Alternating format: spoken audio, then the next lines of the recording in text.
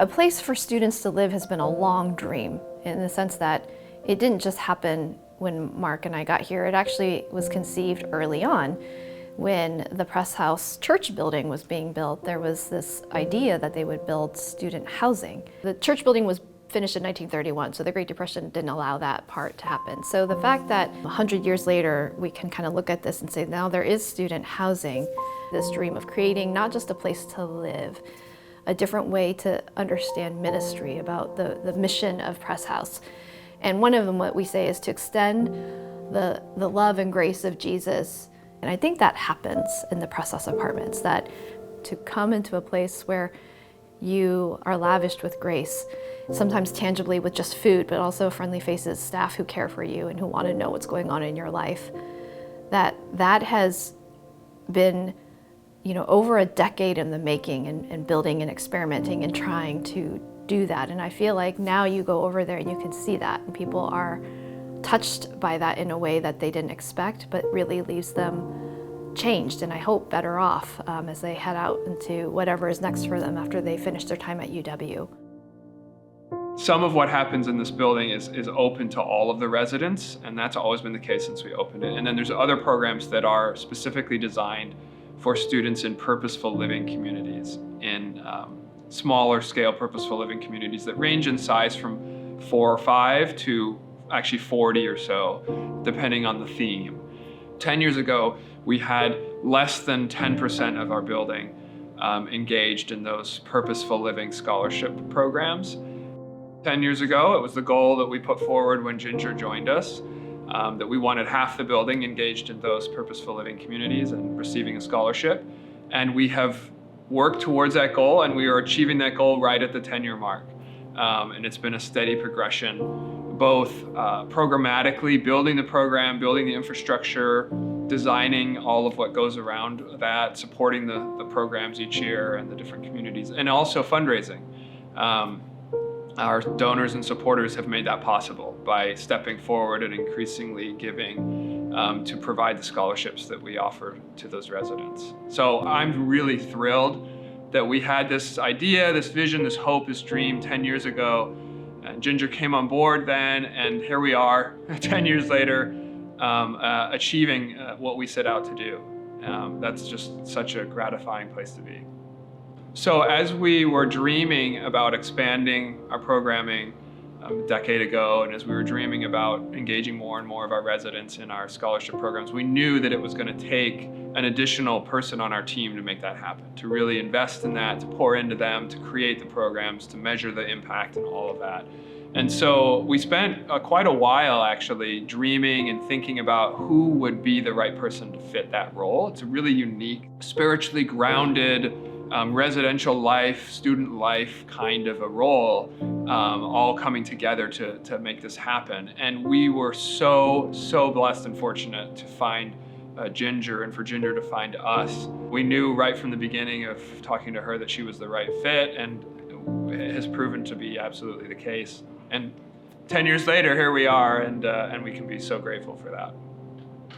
When I first came to Press House, I was drawn to the idea of a campus ministry really wanting to do something meaningful for students living in an apartment, whether or not they were religious. There were, I think, 3 scholarship programs with maybe 12 or 15 students in total that were participating. There was kind of an open invitation to just build opportunities for students to connect with each other and to connect with me, and to see if we could organically grow a kind of living environment that students wanted to live in and felt supportive of their time. That was what drew me in, and I think just gradually, year by year, trying to add layers to the intentional living programs, the building-wide programs where we could host people coming together and getting to know each other. Just kept doing that year after year, and gradually seeing the numbers, slowly grow. And when you're in the middle of it, it doesn't seem like very much is changing. Like you add one program and 5 students one year, and you add another program and 10 students another year. And then all of a sudden you've got a really different set of things going on in the building than when I first started. So that was pretty exciting. I really can't overstate Ginger's contributions to the community here at Press House Apartments. When I came on staff a couple years ago, it felt like there was already such a robust system of the events that happen here, the scholarship programs that really Ginger took the lead on designing from the ground up. And the variety of them too, where residents can choose to be part of a small group that goes on monthly activities, field trips, service trips, or they can really take a self-directed approach, focusing on goals in a couple different areas of their life. From day one, I knew that even though Ginger had built so many of the programs here, every year she was looking for ways to improve things, looking for new things to add. My first year on staff coincided with the first year of the Facets Scholarship Program, which is our small group focused on LGBTQ residents in the building. And that came out of Ginger responding specifically to the needs of one resident who asked her, "Hey, I'm non-binary and trans and I need a safe place to live. What can you do for me?" And instead of just trying to find a cookie cutter solution, Ginger created a new scholarship program, right? And that energy has just carried us through growing the programs year after year here and responding to student ideas and student feedback. Ginger laid the groundwork for all of that, but she did so in such a way that means it's all flexible, it's all growing, and it can change with the student body as we go, and with the staff and our ideas that we bring to the table. All the time we hear from students how wonderful their time is with Ginger, how much of a resource she's been, especially around wellness, mental health, setting good boundaries for themselves and developing techniques for dealing with stress and how to navigate school and work and figuring out career and vocation and these things. Students really, again, appreciate her as someone they can turn to for that kind of wisdom and support. The first program that was established was the Press House Fellowship, which became Press House Apartment Scholars. And the Scholars program is for residents who are on individual leases, who don't move in with a group of friends, and then have a cohort that they meet with once a month to build community and get connected. The micro-community program, which started early on before I got here, is an opportunity for residents living in an apartment together to take up a theme or a topic or a set of activities around a theme through the whole year that they choose. They design the activities they're going to do. So it's resident initiated and led, and it's akin to a living learning community. Future Focus program was funded by the Lilly Endowment for vocational reflection. You know, fancy way of saying what are students intending to do with their lives. And particularly this particular program was funded for students in public universities. So Press House was one of the first organizations to get that grant to help students reflect on what they wanted to do with their lives. So Future Focus gives them an opportunity to think about life after college. The Next Step program is a sober living program for people in recovery from substance use disorder. And they live together in an apartment, supporting each other's recovery. They're either employed or in school. And it's an opportunity to live in an apartment with other people who are committed to being in recovery and having a substance-free unit.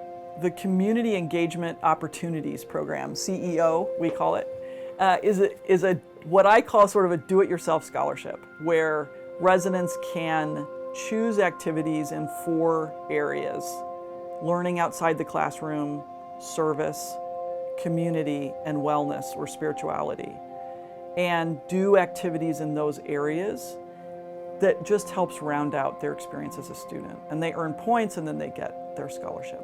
Facets is a small group for students to explore how gender and sexuality impacts their lived experience. So it is specifically in support of students who identify in the LGBTQ community, and to give space for conversation, safe space for conversation around gender identity and sexual orientation. The most recent program is Candid Core, which is a program for residents to get support in basically wellness and taking care of themselves while they're a student. And we know both through the pandemic and just with the increasing numbers of mental health stresses that students are experiencing, that self-care and wellness in the context of being in a community of people who are doing that helps students thrive. So Ginger was actually the first person I met while coming to Madison. I started emailing her before I even moved, and she helped me find, an apartment and an intentional community to meet new people. So she's really the first face I met while moving to Madison, and has really been, I think, a friend and a mentor ever since then. The intentional community I was part of was called Future Focus, and so it's really where we were looking at what we were doing in school and our career, and aligning that with our faith and spirituality, and kind of learning that entire realm of things. The group I was in was maybe 5 people, ranging from graduate students to, I think, sophomores, and in a range of different fields.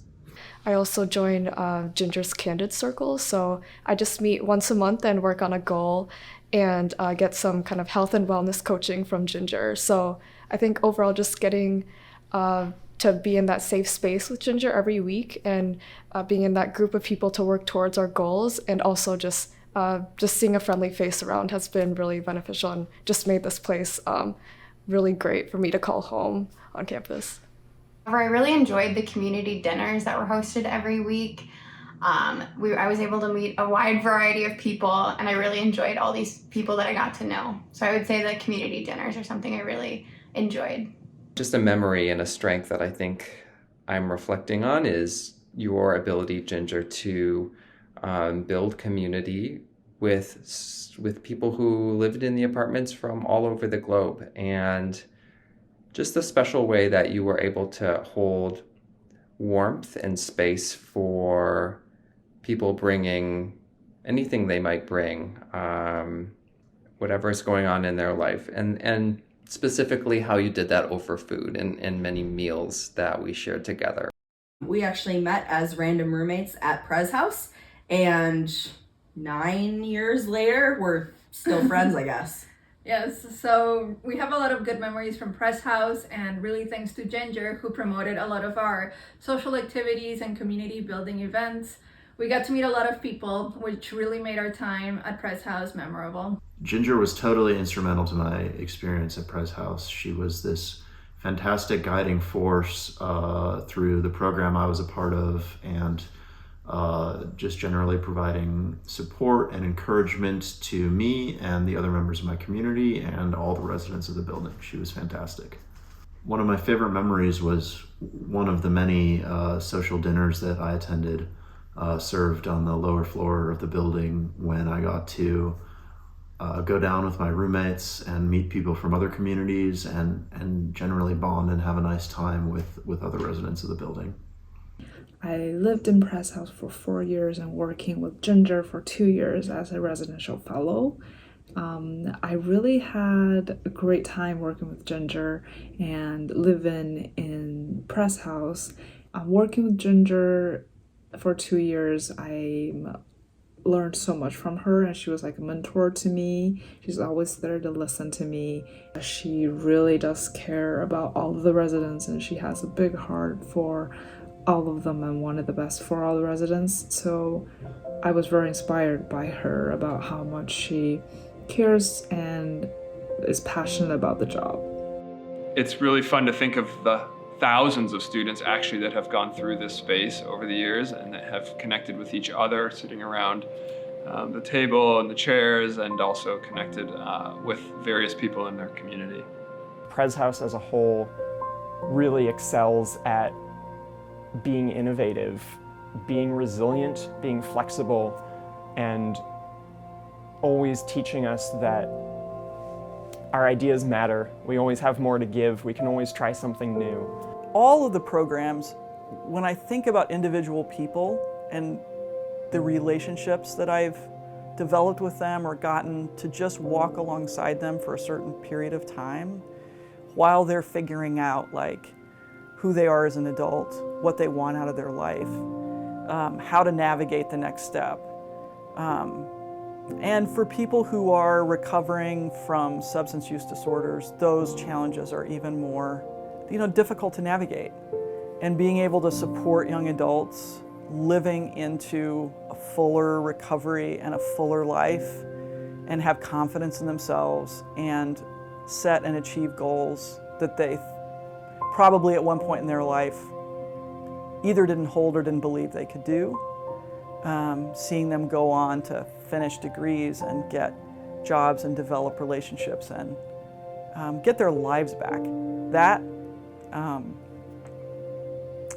matters. No matter who you are invited and welcome. You don't have to, but you're welcome and invited to grow and be a part of a community that you will be shaped by and that you can shape.